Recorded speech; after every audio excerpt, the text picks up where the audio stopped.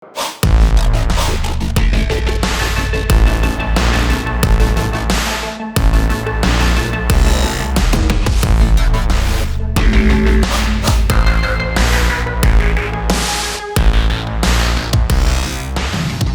ব্যাপার তুমি এখানে? আমি এখানে আইছি। কি জন্য আসছো এখানে? আমারে একলা এরকম ভাবে বিনালে ফালাই দিয়া তুমি সংসার করবা? তোমার সাথে আমার হিসাব নিকাশ আছে। দেখো, আগে যা হইছে হইছে, এখন আমার বিয়ে শাদী হয়ে গেছে, আমি সুখে সংসার করতেছি। আমি চাই না আমার সুখের সংসারটা নষ্ট হোক। তুমি এখান থেকে চলে যাও। সমস্যা নাই তো, সুখের সংসার তো তুমি করবা বই, কিন্তু তোমার কাছে কত টাকা পয়সা আমি পাও না, তুমি কি কিছু দিবা না আমারে? কিছু দিব মানে? বিয়ের আগে এখন অনেক প্রেমিকার পিছিয়ে টাকা পয়সা ভাঙে, সেই জন্য এখন এসে দাবি করবা নাকি? হ্যাঁ, অবশ্যই দাবি করো, কারণ তোমারে আমি ক্যাশ টাকা দিছি। ক্যাশ টাকা কোনো তোমারে আমি হাওয়াইবার লেগে দিছি না। তুমি আমার কাছে চায়া নিছো, এখন ক্যাশ ফেরত দিয়া দেবো। আমি কিছুই দিতে পারবো না, তুমি এখান থেকে চলে যাও বলছি। আমার সংসারে অশান্তি বাঁধবে যদি আমার হাজবেন্ড এসে দেখে। তুমি চলে যাও। দেখো, আমার পাওনা বুঝাইয়া দাও। যতক্ষণ পর্যন্ত আমার পাওনা বুঝায় না দিবা, আমি তো যাবো না। তুমি এগুলো কি বলতেছো? তোমার কিসের ভাবনা বুঝাই দেব আমি? এই তুমি আমার সামনে আগাবো না। আমার সামনে তুমি সরো বলতেছি। আর তুমি আমার সামনে আসতেছো কে? দেখো, তুমি অযথা বাড়াবাড়ি করো না। দেখো, তুমি আমার সামনে আসবে না, তুমি দূরে থাকো। আমি দূরেই থাকতেছি, সমস্যা নেই। আমি আসছি, আমার টাকা পয়সা বুঝা নিয়ে আমি চলে যাবো। দেখো, ভালো হবে না বলছি।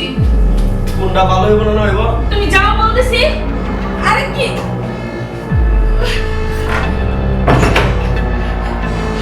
দেখো, তুমি আমার পাওনাগুলো দিয়া দাও। দেখো, আমার ধরবা না বলতেছি। আমার সামনে থেকে দূরে সরো। তুমি কিন্তু এই কাজটা করতে পারো না। দেখো, এরকম করবে না।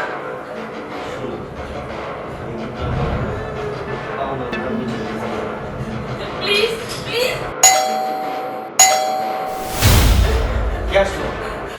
আমার হাজবেন্ড মনে চলে আসছে। এখন যদি তোমার দেখে ফেলে তাহলে তোমার সংসারটা নষ্ট হয়ে যাবে। কি করি আমি?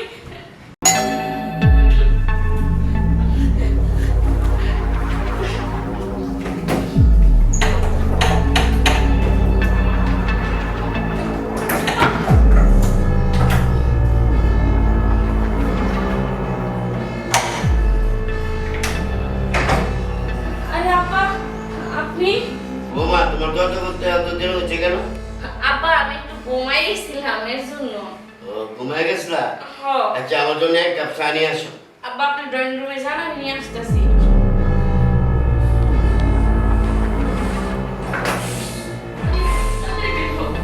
তুমি চলে যাও প্লিজ।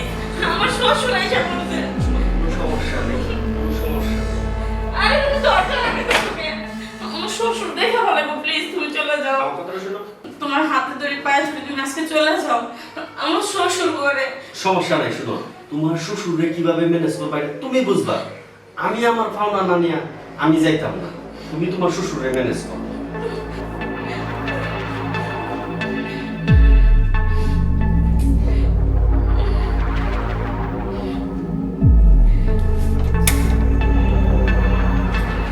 কি করবো এখন আমি?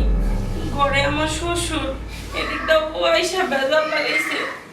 ও তো আর পাওনাটা বুঝা না নিয়ে যাইবো না, ও তো এরকম জিদি ধরছে। আমার শ্বশুর যদি জানতে পারে তাহলে তো আমার সংসারটা নষ্ট হয়ে যাব। আমার শ্বশুর তো আমার স্বামীর কাছে বিচার দিব। এখন আমি কি করি? আল্লাহ, আমার একটা পথ দেখাও।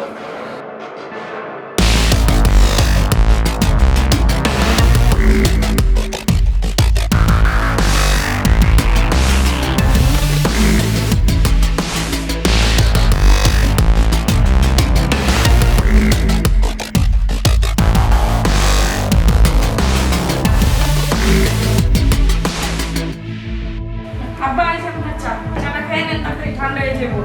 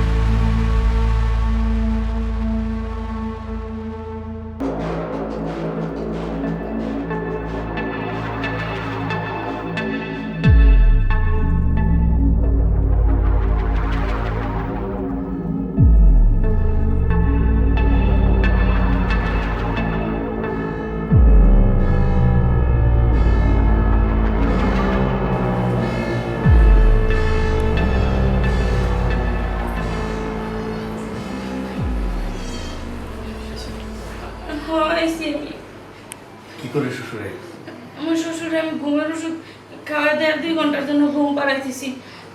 তুমি চলে যাও এখান থেকে। দেখো আমার শ্বশুর যদি জানতে পারে, আমার স্বামী যদি জানতে পারে, অনেক অশান্তি হবে। তুমি চলে যাও। আমি তাড়াতাড়ি যাওয়ার জন্য চেষ্টা করতে আছি। আমি আমার পাওনাটা আদায় করে আমি দেখো ঠিকই চলে যাবো। তুমি আমার শরীরে ধরো না। আমার স্বামী অনেক ভালো লোক, ওরে আমি ঠকাইতে পারবো না। তোমার শরীরে ধরলে এখন তোমার কষ্ট লাগে? আরে এই শরীর কি আমার ছিল না? আমার ছিল না, হ্যাঁ? এখন কষ্ট লাগে? দেখো বিয়ের আগে আমি তোমার মন প্রাণ দিয়ে ভালোবাসছিলাম, এখন বিয়ে হয়ে গেছে, এখন আমার স্বামী আমার সব। তুমি এখান থেকে চলে যাও। স্বামী এখন সব আর আমি সব হারাই গেছি গা। আমি সব সময় আমি সব থাকতে চাই। আমি তোমার সব সময় থাকতে চাই। না, এটা কোনোদিন সম্ভব না। দেখো তুমি ইচ্ছা করে সম্ভব করে নিলেই সম্ভব, অসম্ভবের কিচ্ছু নেই। তুমি বোঝার চেষ্টা করো, আমি আমার স্বামীরে ঠকাইতে পারবো না। ও আমার অনেক ভালোবাসে। দেখো তোমার ঠকান লাগতো না, আমি আমার পাওনাটা আমি নিজে আদায় করে নিব, ঠিক আছে? দেখো ছাড়ো কইতেছি, আরে ছেড়ে দাও আমারে। তুই কি মানুষ না তুই পশু? তুই তো একটা জানোয়ার। তুই যদি আমার সত্যিকারের ভালোবাসতি তাহলে আজকে তুই এই কাজটা করতে পারতি না। তোর ভালোবাসা তোর বুকে নিয়ে তুই সারা জীবন বেঁচে থাকতি। তুই কেমনে এই কাজটা করলি? তুই আমার বাড়ির তিসিমা না যে তোর আর কোনোদিন না দেখি। এখন আমার বাড়ি থেকে চলে যা। দেখ আমি আমার চাহিদা পাইয়া গেছি। আমি আর কোনোদিন আসবো না তোর স্বামীর বাড়িতে, কোনোদিন আসবো না।